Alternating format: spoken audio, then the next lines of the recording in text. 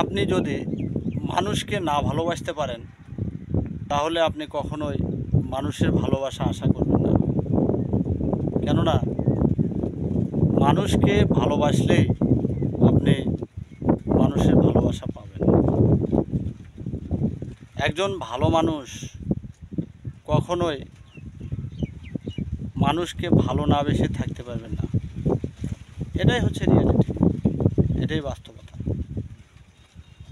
নিজেকে ভালো মানুষ হিসেবে দাবি করার আগে আপনি নিজে নিজে চিন্তা করুন যে আপনি কতটুকু ভালো মানুষকে বাসছেন।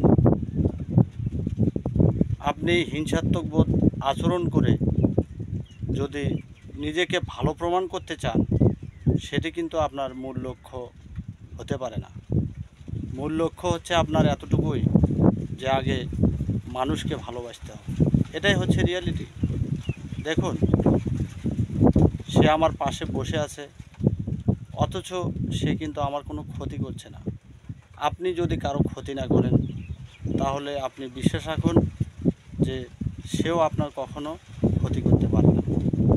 কেননা আজ যদি আপনি অন্যের ক্ষতি করেন তাহলে আপনাকেও প্রস্তুত থাকতে হবে যে আপনিও কারো না কারো কাছে অবশ্যই ক্ষতিগ্রস্ত হবেন।